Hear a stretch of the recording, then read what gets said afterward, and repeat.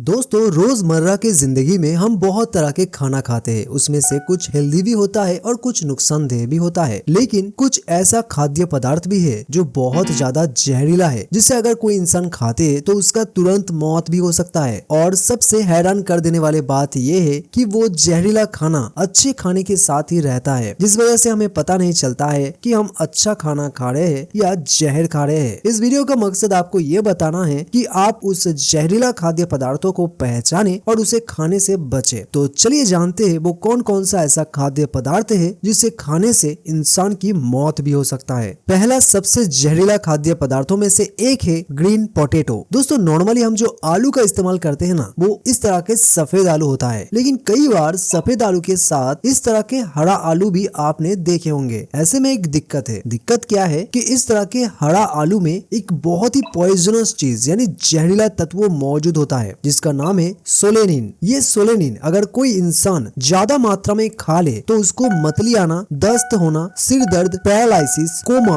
यहाँ तक कि कुछ केसेस में डेथ भी हो सकता है। इसलिए जब भी आपको पूरी तरह से हरा आलू दिखे तो उसे आप खाने में इस्तेमाल ना करें, बल्कि उसे आप किसी ऐसी जगह फेंक दे जिससे किसी जानवर भी उसे ना खा सके। और अगर आलू के एक हिस्से में हरा रंग दिखे तो आपको पूरा आलू फेंकने की जरूरत नहीं है, क्योंकि जहर सिर्फ हरा वाले हिस्से पर ही होता है। तो आप उस हरे वाले हिस्से को काट कर फेंक दे और बाकी हिस्से को आप निश्चित रूप से खाने में इस्तेमाल कर सकते हैं। एक स्टडीज में ये पाया गया है कि 450 ग्राम हरा आलू में इतना ज्यादा जहर पाए जाते हैं कि कोई इंसान अगर इसे खा ले तो उसका तुरंत मौत हो सकता है। इसलिए दोस्तों, हरा आलू खाने से बचना चाहिए। दूसरा सबसे ज्यादा खतरनाक और जानलेवा खाद्य पदार्थों में से एक है बीटर्ड एलमंड। दोस्तों, दो तरह के एलमंड पाए जाते हैं। एक है स्वीट एलमंड जो हमारे हेल्थ के लिए अच्छा होता है, और दूसरा होता है बीटर्ड एलमंड। बीटर्ड एलमंड बहुत ही ज्यादा पॉइजनस है, क्योंकि इनमें होता है साइनाइड, जिसका थोड़ा मात्रा में खाने से ही इंसान की मौत की घाट उतर सकता है। दोस्तों, होता क्या है कि कुछ करप्ट मैन्युफैक्चरर अपने फायदे के लिए बीटर्ड एलमंड को मिक्सिंग कर देते हैं अच्छे वाले एलमंड के साथ। बीटर्ड एलमंड कितना ज्यादा पॉइजनस है ये जानने के लिए एक रिसर्च किया गया था। उसमें ये पता चला है अगर कोई इंसान 6 से 10 कड़वे बादाम खाते हैं तो उसका हालत बहुत खराब होने लगता है, और अगर कोई इंसान 10 से 20 या 30 से 40 कड़वा बादाम भी खा लेते हैं तो उसका मौत पक्का समझो। तो अब कभी भी अगर आप बादाम खाते हो और खाते वक्त आपको बादाम का स्वाद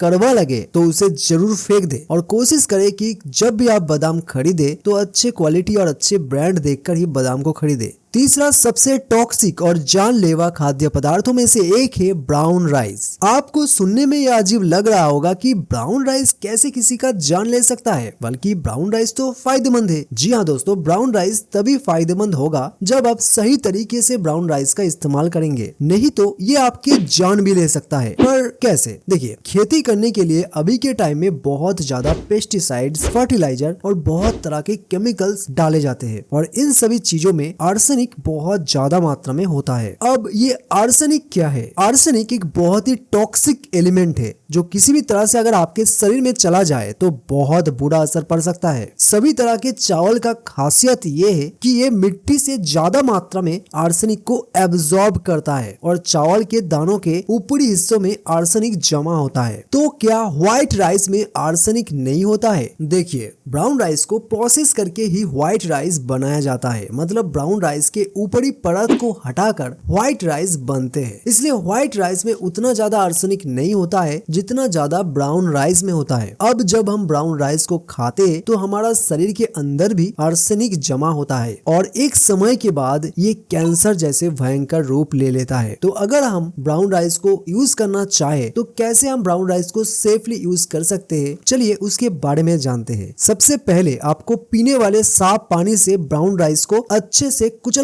कर मसल के धोना चाहिए, जिससे आर्सेनिक पानी के साथ बाहर निकल जाए। उसके बाद आप ब्राउन राइस को साफ पानी में 1 घंटा के लिए भिगोकर रख दीजिए, और पकाने से पहले उस पानी को चेंज कर दीजिए, जिससे आप ब्राउन राइस को सेफली बिना किसी प्रॉब्लम के इस्तेमाल कर सकते हैं। चौथा सबसे जहरीला खाद्य पदार्थों में से एक है नटमेग, जिसे हम जायफल के नाम से जानते हैं। भारत में खाना बनाने के लिए गरम मसाले के रूप में इसका इस्तेमाल किया जाता है, और इसे आयुर्वेद आयुर्वेदिक औषधि के रूप में भी इस्तेमाल किया जाता है। जायफल में एक कंपाउंड पाए जाते हैं जिसका नाम है माइरिस्टिसिन। ये कंपाउंड हमारे शरीर में जाके हमारे नर्वस सिस्टम को इफेक्ट करता है और ज्यादा मात्रा में जायफल का सेवन करने से हमारे शरीर में बहुत बुरा असर पड़ता है। जायफल खाकर लोगों का बीमार पड़ने के कुछ केसेस भी सामने आई है। उसमें से 2 केसेस मैं आपको बता रहा हूँ। पहला, जब एक 18 साल की लड़की ने 50 ग्राम नाटमेक पाउडर को मिल्क शेक बनाकर इस्तेमाल किया और उसके